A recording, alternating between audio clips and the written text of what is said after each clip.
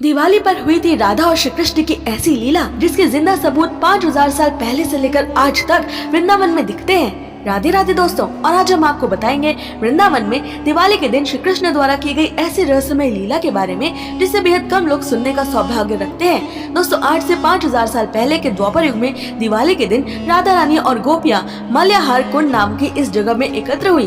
कृष्ण के तोते विक्षण ने उन्हें ये सूचित किया तो श्री कृष्ण भी मल्याहार कुंड में आए और वहाँ उन्होंने श्री राधा और उनकी सखियों को मोतियों की माला बनाते हुए पाया। श्री कृष्ण ने राधा और गोपियों से प्रार्थना की कि क्या तुम मुझे मेरी पसंदीदा गायों हरिणी और हफीनी को सजाने के लिए उनमें से कुछ मोती दे सकते हो, पर गोपियों ने मना कर दिया। श्री कृष्ण ने गोपियों से विनती की, कृपया मुझे मेरी गायों के लिए कुछ मोती दे दीजिए। तो ललिता सखी मोतियों की थैली के पास गई और उन्हें एक छोटा सा टूटा हुआ टुकड़ा मिला और उन्होंने कहा तुम्हें बस यही मिल सकता है। ये सुनकर श्याम सुंदर बड़े दुखी हुए, इसलिए उन्होंने घर जाकर माँ यशोदा से कहा कि मैं मोतियों का बागीचा उगाना चाहता हूँ, कृपया मुझे जमीन में बोने के लिए कुछ मोती दीजिए। यशोदा माँ हंसते हुए बोली, मोती पेड़ों पर नहीं उगते, मोती समुद्र से आते हैं। पर गोविंद नहीं माने तो यशोदा जी ने उन्हें कुछ मोती दे दिए जिन्हें गोविंद ने भूमि में डालकर पानी दे दिया। फिर श्री कृष्ण और मधुमंगल जैसे उनके सखाओं ने गोपियों से मोतियों के खेत में डालने के लिए दूध मांगा, पर गोपियों ने हंसते हुए वो भी देने से मना कर दिया। तब माता यशोदा से दूध लेकर श्री कृष्ण ने अपने मोतियों के खेत में डाला।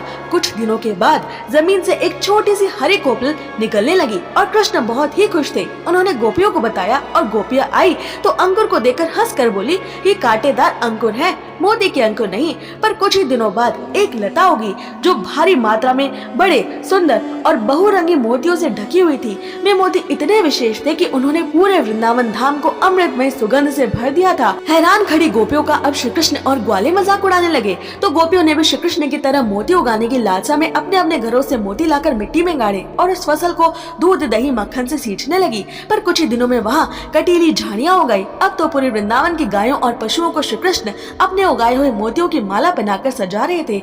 ऐसे में वो अपनी प्राण प्यारी गोपियों और श्री राधा को कैसे भूल सकते थे। तो उन्होंने खुद हर गोपी के लिए अलग अलग खास मोतियों के हार बनवाए, उन्हें मोतियों के बक्से में रखा। हर बक्से पर उस गोपी का नाम अंकित था और फिर श्री राधा कुंड जाकर श्री कृष्ण ने श्री राधा और सभी गोपियों को ये उपहार बांटे थे। श्री कृष्ण की मोतियों की खेती वाली ये लीला द्वापर युग में दिवाली पर जहाँ हुई थी, वृंदावन का वो स्थान आज मोती कुंड के नाम से जाना जाता है। ये कुंड तीन तरफ से पीलू या डोगर के पेड़ों से घिरा हुआ है। इस पेड़ में मोती जैसे फूल होते हैं। ऐसी मान्यता है कि इन पेड़ों को कान्हा ने नंद बाबा के दिए कीमती मोतियों को बोकर उगाया था। आज भी ब्रज 84 कोस यात्रा के दौरान लोग यहाँ पर मोती जैसे फल बटोरने आते हैं। पूरे ब्रज में कुछ ही जगह ये पेड़ मौजूद है, लेकिन मोती जैसे फल सिर्फ मोती कुंड के पास मौजूद इस पेड़ पर ही मिलते हैं। ऐसे ही और रोचक अनसुने तथ्य जानने के लिए सब्सक्राइब करें।